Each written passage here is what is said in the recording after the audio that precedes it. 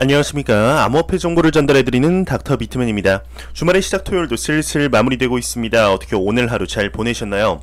오늘 아침 영상의 경우는 메인 마이크가 고장이 나서 예비 마이크로 녹화를 하였었는데 음질이 안 좋았던 것 같아 영상을 삭제하였습니다.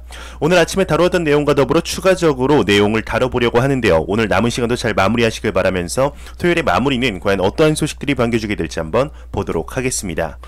최근 다시금 하락하는 암호화폐 시장 상황 속 많은 소식들이 나오고 있습니다. 지난 5월 진행이 되었던 시장의 하락의 여파로 인해 투자 심리가 쉽사리 회복이 되지 않고 있는 모습을 보여주고 있습니다. 그만큼 역대급의 하락이었다고 생각을 하는데 아마 그때 투자를 하고 계셨던 분들의 경우는 그 공포가 얼마나 심각했는지 아시리라 생각이 듭니다. 이에 관한 소식이 나왔습니다. 공포에 덮일만 했던 것 같습니다. 내용 같이 보도록 하겠습니다. 지난 2분기 비트코인이 40% 하락하며 최근 7년 중 최악의 분기를 기록했다고 합니다. 8BTC의 경우는 스큐 데이터를 인용하면서 2분기 비트코인이 40%가량 하락을 하며 2014년 이후 역대 2분기 중 최악의 성적을 냈다고 합니다.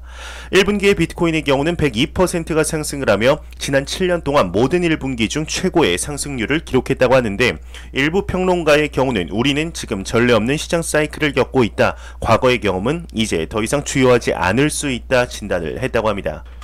제 개인적으로도 지난 5월 시장의 하락의 경우는 2018년 초부터 시작이 된 하락보다 더욱 공포감을 느꼈던 것이 사실입니다. 하루 종일 끝도 없이 하락하며 정말 이러다 2만 달러까지 무너지는 것이 아닌가 싶었던 만큼 무서웠던 장이었는데 그 이후 현재까지 약세 흐름을 보이며 투자 심리가 그때만큼 회복이 되지 않는 것 또한 사실이죠. 이러한 상황 속 암호화폐 시장이 조금은 좋지 않은 언급들 또한 계속해서 나오고 있습니다.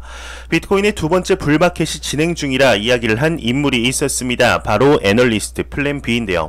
암호화폐 시장에 대하여 항상 긍정적인 언급을 했던 인물인 만큼 오늘의 언급이 더욱 화제가 되고 있는 것 같습니다. 어떠한 내용일지 한번 같이 보도록 하겠습니다. 애널리스트 플랜 B의 경우는 최악의 시나리오가 7월 말 비트코인 28,000달러에 도달하는 것이다 이야기를 했다고 합니다. 유명 비트코인 마켓 분석가 플랜 B의 경우는 트위터를 통해 지난 6월 말 비트코인은 35,037달러를 기록했다. 2019년 1월 때와 같이 스톡플로우 모델의 가격 수준을 한참 밑돈다. 다음 6개월은 다시 스톡플로우 그래프를 따라가거나 돌파할 것이라 관측을 했다고 합니다. 또한 추가적으로 2019년 하락장이 최근 중국 당국의 채굴업 규제로 인한 하락장보다 더욱 극심했다 평가한 데 이어서 최악의 시나리오는 비트코인이 7월 말 28,000달러, 8월 말 47,000달러에 도달하는 것이다 덧붙였다고 하네요. 암호화폐의 유명 애널리스트인 플랜 B의 경우는 약 2주 전이었죠. 지난 6월 21일에도 비슷한 언급을 했었습니다. 비트코인의 경우 올해 최대 45만 달러에 도달할 것이며 최악의 시나리오에도 13만 달러에 도달할 것이라는 언급을 한 인물이죠. 그때 당시에는 이제 8월 47,000달러로 이야기를 하며 7월에 대해서는 이야기를 하지 않았었는데 8월달 48,000달러에 도달한다 해도 만약 이번 달에 28,000달러까지 도달하게 되면 투자 심리가 더욱 위축이 되지 않을까 생각이 듭니다. 최악의 시나리오인 만큼 실제로는 도달하지 않았으면 좋겠습니다. 현재 암호화폐 시장의 분위기가 그리 좋은 상태는 아니지만 그럼에도 긍정적인 소식들은 계속해서 나오고 있는 것이 사실입니다. 2020년 10월부터 시작이 된 비트코인의 상승을 시작으로 암호화폐 시장에 대한 인식의 변화가 기관 투자자들에게서부터 시작이 되며 국가에서 이제는 개인까지 퍼지게 되었죠. 하지만 지난 4월부터 시작이 된 비트코인의 약세 흐름 속에 이러한 소식들이 많이 나왔었습니다. 기관 투자자들의 비트코인에 대한 수요가 감소하고 있다는 것이죠. 하지만 이에 전면으로 반박하는 내용들 또한 계속해서 나오고 있는데 그래도 이 사람의 말이라면 충분히 신뢰할 수 있지 않을까 생각이 듭니다. 글로벌 1위의 비트코인 펀드인 GBTC를 운영하고 있는 그레이스케일의 CEO 마이클 소넨샤인이 언급을 했다고 하는데요. 기관 투자자들이 관심을 줄이고 있는 것이 아니라 오히려 이러한 약세장 속에서도 인정을 하고 있다 언급을 했다고 합니다. 어떤 내용인지 한번 같이 보도록 하겠습니다. 그레이스케일의 CEO가 이야기를 했습니다. 기관 투자자들이 암호화폐 자산 지속 가능성에 대해서 인정을 하고 있다 언급을 하고 있는데 악시오스에 따르면 그레이스케일의 CEO 마이클 소넨샤인의 경우는 미디어와의 인터뷰에서 기관들이 암호화폐 자산의 지속 가능성을 인정하기 시작했다 이야기를 하며 기관 투자자들의 경우는 암호화폐 자산에 접근할 수 있는 채널 및 툴이 개발되고 있는 상태이다 이야기를 했다고 합니다. 글로벌 1위의 비트코인 펀드를 운영하고 있는 기업의 CEO인 언급인 만큼 이제 충분히 신뢰할 수 있지 않을까 생각이 드는데요. 현재 이를 증명해주는 많은 객관적인 증거들 또한 나오고 있는 상태이죠. 얼마 전만 해도 비트코인에 대하여 부정적으로 이야기를 하며 별로 좋아하지 않는다라고까지 말했던 글로벌 투자은행 골드만삭스의 경우도 갑자기 지난 5월 이러한 언급을 했습니다. 비트코인의 파생 상품 거래를 진행하기로 한 것이죠. 이뿐 아니라 이더리움의 이 파생 상품 거래까지 진행을 했었는데 미국 내에서 세 번째로 큰 규모를 가진 또 다른 글로벌 투자은행 시티은행의 경우도 골드만삭스 때와 비슷한 시기 이러한 소식이 나왔었습니다. 암호화폐 서비스 출시에 대하여 검토를 하고 있다라는 소식이 나온 뒤 한 달 뒤에 시티그룹이 공식적으로 암호화폐와 블록체인 전담 사업부를 출범시킨 것이죠. 골드만삭스와 시티그룹을 제외하더라도 기관 투자자들의 암호화폐 시장 진출에 관한 이야기를 하려면 1박 2일을 해도 모자랄 정도로 많은 상태입니다. 이러한 기관들이 왜 암호화폐 시장의 하락과 약세장 속에서도 사업에 진출을 하며 시장에 선점을 하려는 것일까요? 보통 혁신이 이루어질 때 국가들보다 기관들, 기업들이 더욱 선제적으로 움직이게 되어 있습니다. 이러한 기업들이 직접적인 단어로 말씀을 드리자면 돈 냄새를 맡은 것이죠. 아직까지 큰 프레임워크도 없고 정해지지 않은 시장이지만 이러한 시장일수록 선점 효과가 얼마나 큰지 경험해서 알고 있을 것입니다. 그렇게 현재 미국의 가장 오래된 첫 번째 은행과 두 번째 은행들 그리고 유수의 은행들이 죽자 살자 진입을 하고 있는 것이죠. 현재 우리가 살고 있는 세상은 자본주의 세상입니다. 정말 치사하지만 돈에 의해서 움직이게 되어 있습니다. 특히 그러한 성향은 개인들보다 기관 투자자들에게 더욱 강하게 드러나는데 이러한 시장이 폭발하는 날이 그리 멀지 않았다고 생각이 듭니다. 그레이스케일의 CEO 마이클 소넨샤인의 이런 언급과 더불어 이를 뒷받침해주는 또 다른 소식이 나왔습니다. 주식이나 금융 쪽에 관심이 있으신 분들이라면 다 아시리라 생각되는 인물입니다. 투자의 전설이라고 불리우는 전세계적으로 유명한 인물이죠. 바로 소프트뱅크의 손정희 회장입니다. 이 손 회장의 경우는 지난 2019년 이러한 소식이 나왔었는데 투자의 귀재라고 불리우는 손정희 회장의 경우는 비트코인에 투자를 하며 무려 1,400억대의 손해를 본 것이죠. 이러한 손정희 회장에게서 이제 지난 5월 이러한 이야기가 나왔었습니다.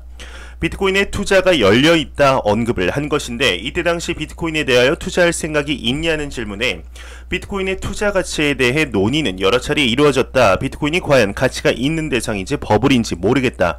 그 자체를 부정할 필요는 없다고 생각한다 이야기를 하며 그렇게 손실을 끼쳤던 비트코인이지만 이 암호화폐 시장에 대해서도 열린 마인드라는 것을 보여주었었습니다. 이에 이어지는 소식이 오늘 나왔습니다. 브라질 최대 암호화폐 거래소에 투자를 했다고 하는데 어떤 내용인지 한번 같이 보도록 하겠습니다. 소프트뱅크의 손정희 회장은 브라질 최대 암호화폐 거래소 이제 메르카도 비트코인에 출자를 했다고 합니다. 약 2,266억 원 규모라고 하는데요. 소프트뱅크가 브라질 최대 암호화폐 거래소에 출자를 실시했다고 합니다. 자금을 조달한 곳은 남미에서 암호화폐와 디지털 자산 거래 서비스를 제공하는 메르카도 비트코인이라고 하는데요. 이제 자금 조달 규모로는 라틴 아메리카 역사상 최대의 시리즈 B라운드가 되었다고 합니다. 지난 5월에도 멕시코의 비스토에 이제 출자를 소프트뱅크 측이 이미 했다고 하는데 이 소프트뱅크의 경우는 라틴 아메리카에서 암호화폐 시장 확대를 예측한 것으로 보이는 움직임이 계속되고 있다고 하네요. 최근 전통금융권들의 움직임이 계속해서 나오고 있습니다. 얼마 전 오마의 현인이라고 불리우는 워렌 버핏의 버크셔 해서웨이에서 또한 이러한 소식이 나왔었습니다. 버크셔 해서웨이에서 비트코인의 친화적인 디지털 은행인 이제 누뱅크에 5억 달러 투자를 한 것이죠. 여기에 나오는 누뱅크의 경우는 비트코인 ETF에 투자를 계획 중인 것으로 알려져 있는 만큼 워렌 버핏의 기조 또한 조금은 바뀐 것이 아닌가 생각이 드는 투자였는데요. 현재 나오는 여러가지 정황들을 보았을 때 암호화폐 시장이 커지고 있다는 것이 너무나 눈에 보이는 것 같습니다. 절대로 단기적인 시각이 아닌 장기적인 시각으로 투자하시길 진심으로 바라보겠습니다. 현재 글로벌적으로 암호화폐 시장에 많은 친화적인 기업이 있습니다. 그 중에서 가장 열심히 홍보하는 기업이 어디라고 생각을 하시나요? 많은 기업이 있지만 제 개인적으로는 나스닥 상장사 최초로 비트코인에 투자를 한 마이크로 스트래티지라고 생각을 하는데 이 기업의 CEO인 마이클 세일러가 언급을 했다고 합니다. 부자가 되고 싶다면 비트코인을 보유해야 한다 언급을 했다고 하는데 내용 한번 같이 보도록 하겠습니다. 마이크로 스트래티지의 CEO가 이야기를 했습니다. 부자가 되려면 비트코인을 보유해야 한다 언급을 했다고 하는데요.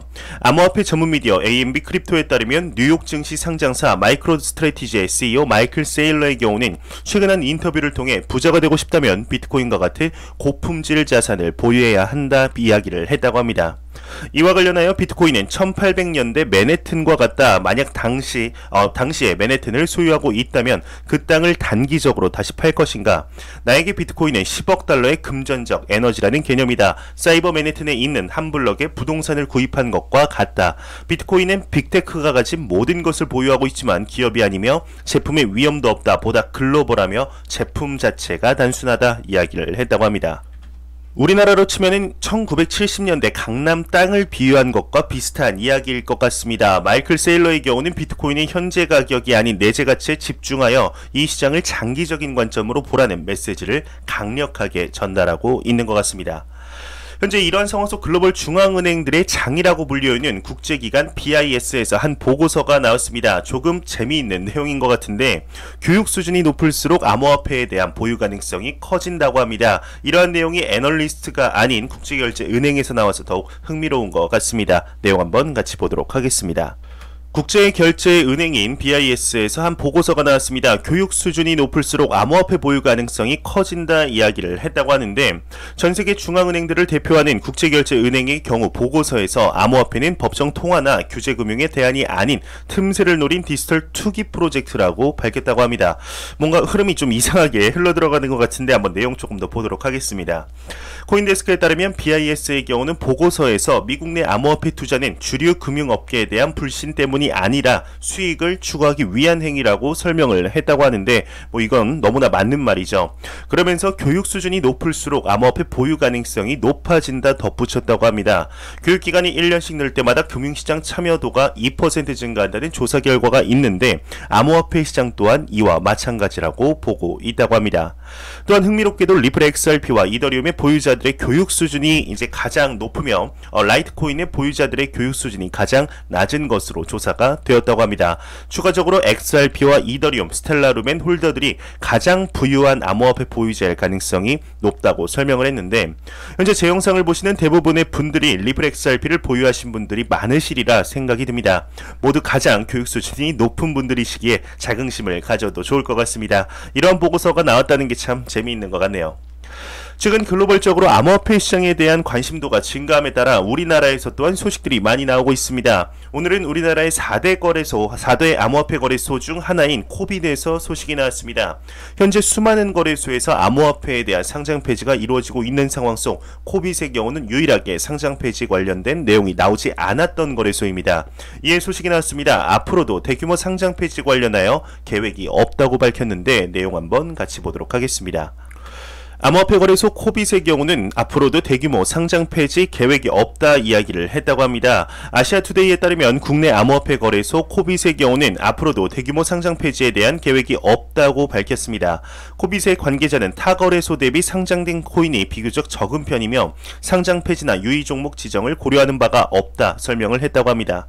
실제로 코빗에 상장된 코인은 45개로 상장 코인의 수가 타 거래소와 비교했을 때 상당히 적은 수준이죠. 제가 암호화폐 시장에 처음 들어왔을 때 거래소를 코빗을 사용을 했었습니다. 처음에 사용한 거래소이기 때문에 더 관심있게 본 내용인 것 같은데 그때 당시에도 확실히 상장 개수가 적었던 것으로 기억을 하고 있습니다. 코빗에 거래를 하고 계신 분들의 경우는 상장 폐지와 관련해서는 크게 걱정하지 않으셔도 될 것 같습니다. 네, 안보감 섭섭하겠죠. 마지막 크립토 공포 탐욕 지수입니다. 전날 대비 3포인트 오른 24포인트를 기록하며 투자 심리가 소폭 개선이 되었지만 아직까지도 극단적인 공포 단계를 유지하고 있습니다. 이제 이 지수는 0이면 공포 100이면 낙관을 의미하게 되죠. 현재 암호화폐 시장이 그리 좋은 시장 상황이 아닙니다. 가격적으로 봤을 때 말이죠. 하지만 내재 가치, 즉 펀더멘탈이 시간이 갈수록 높아지고 있는 것이 사실입니다. 절대로 이 시장을 단기적인 시각으로 보지 않으셨으면 좋겠습니다. 항상 장기적인 관점으로 투자하시길 진심으로 바라보겠습니다. 네, 마지막으로 코인 마켓캡에서 가격 보고 마무리하도록 하겠습니다. 메이저 탑10 코인들 전반적으로 살펴보도록 하겠습니다. 시가총액 1위의 비트코인의 경우는 전날 대비 3.46% 상승하며 3,900만원대, 2위의 이더리움이 6.5% 상승했습니다. 248만원대, 이제 일주일 전 대비해서는 25%의 상승을 보여주고 있습니다. 그리고 3위의 테더는 환율이죠. 어제 대비 한 3원 정도 떨어진 것 같습니다. 1131원. 시가총액 7위의 우리 게르게 코인 리플 XRP의 경우는 전날 대비 4.29% 상승하며 766원대를 보여주고 있습니다. 네, 비트코인의 도미넌스는 45.3%, 이더리움의 도미넌스는 17.9%로 암호화폐 시장이 매우 강력한 비트코인과 이더리움의 시가총액 점유율을 볼 수가 있겠습니다. 제가 준비한 소식은 여기까지입니다. 즐거운 주말 보내시길 바라면서 저는 내일 조금 더 도움이 되는 영상으로 찾아뵙도록 하겠습니다. 이 영상이 도움이 되셨다면 구독과 좋아요 그리고 광고 한 편만 처음부터 끝까지 시청해 주시기 바랍니다. 이 채널은 오직 광고 수익으로 운영이 됩니다. 저는 좀 더 도움이 되는 영상으로 찾아뵙도록 하겠습니다. 지금까지 닥터 비트맨이었습니다. 감사합니다.